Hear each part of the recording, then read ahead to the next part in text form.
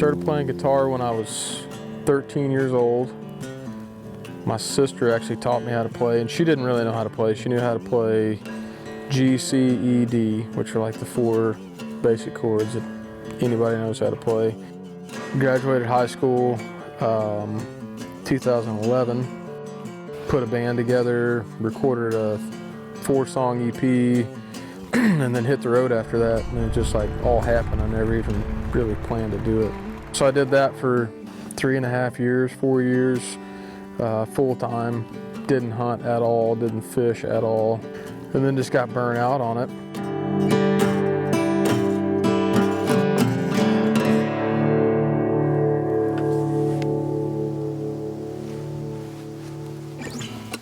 Kolton Moore is a bad mofo, man. That guy is awesome. I love Kolton's attitude towards things. He is just a hard-nosed grinder. When he puts his mind to something, it's gonna happen. Never really even wanted to own my own outfit, but I wanted to treat clients the way that I thought they deserved to be treated, and wanted to do the type of hunting that I wanted to do. And then actually met Dalton, my partner, and he had the same mindset on everything. He had worked for other people and wasn't happy with the way that, you know, his boss was treating the clients and the type of hunting they were doing. So we just put our heads together and put all of our connections together and clientele base together, and that's how we formed Safari Specialists. They've sort of taken the notion of Texas hunting and they've switched it, kind of turned it on its head, and they've gotten away from putting a feeder every 20 yards to, you know, spot and stalk and all kinds of game. Hunting here on the Smart Place, the interesting thing is that we're taking the mentality of whitetail hunting and we're kind of flipping it 180 degrees and making it certainly more challenging. You know, Kolton and Dalton have set this place up to where there is a few feed locations on this place. There's less than 5 on 8,500 acres, which is pretty remarkable for Texas. We started our trip spot and stalk hunting, man. You're climbing, much like, you know, the West, you're climbing up these canyon walls, getting to a perch, glassing over these travel corridors and trying to look into bedding areas. So it's a really, like, I'm starting to call it fringe country, where you're taking, you know, the species we're after, which is whitetail, and sort of hunting it in a Western philosophy, if you will.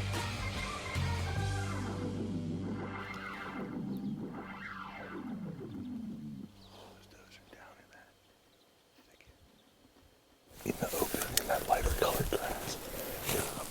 If you look down, it looked like there was a buck in the brush there.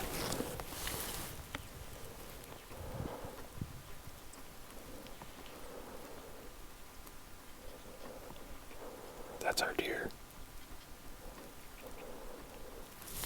That's the buck we're after.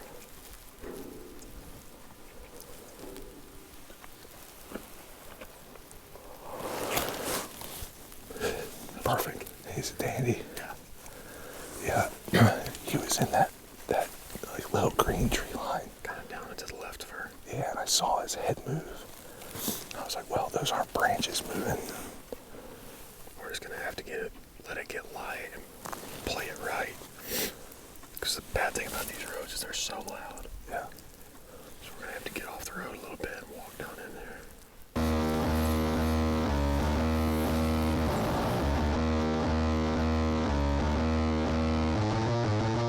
I feel like when most people think of Texas hunting, they think the first thing that comes to mind is high fence hunting.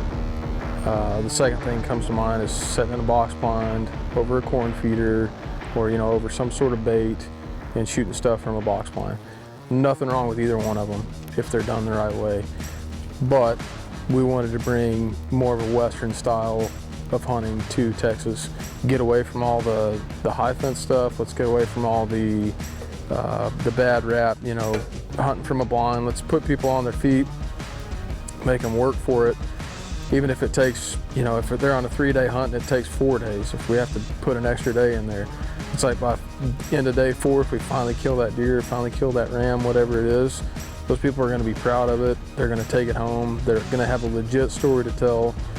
They're going to have a lot more in that animal than crawling up in a box blind, him coming in, them shooting it. Even though, like I said, I mean, that's fine. I've done plenty of that, but that wasn't what we wanted to bring to the table.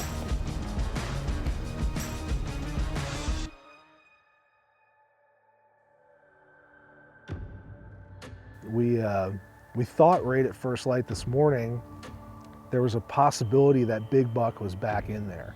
And so when we saw all these other deer that were feeding around in this one centralized spot, after the sun came up and we could identify exactly where the animals were, we worked back around the rim silently so we could see down into these canyons. Saw some bucks fighting, saw some bucks dogging does, and we just knew that if that buck was in that canyon, we felt very strongly that he would have been out there.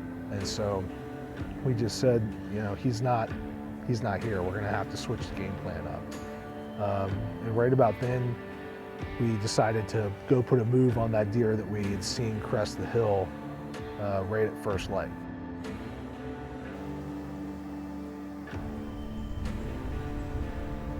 He had moved around about 2 canyons down. He was running a doe and ran up into those cedars, and we quickly got down on the gun. You know, I see him. I don't have a...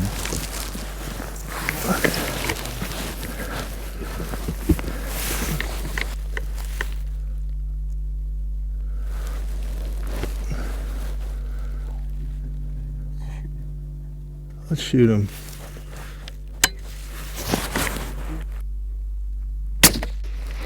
Smoke that fucking buck.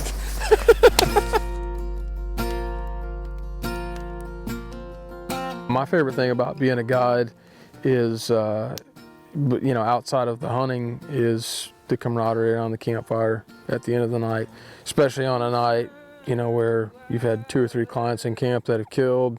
Stoke is high, everybody's amped up. Stories are being told, whether they're stories of the past or stories of the hunt that evening or whatever it may be. You know, you got steaks on the grill. That's just, I don't know, to me there's something special about that every time, and it never gets old. In the grand scheme of things, this is just a fun place to be.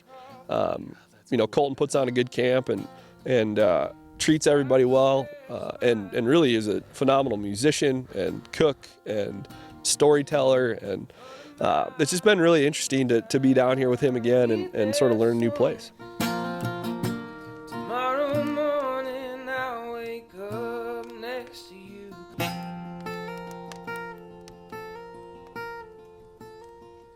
But I'm coming home to you, baby. It's 3 weeks too long. It used to not be so damn hard. The older I get, the older I get, the older I get, I'm coming home.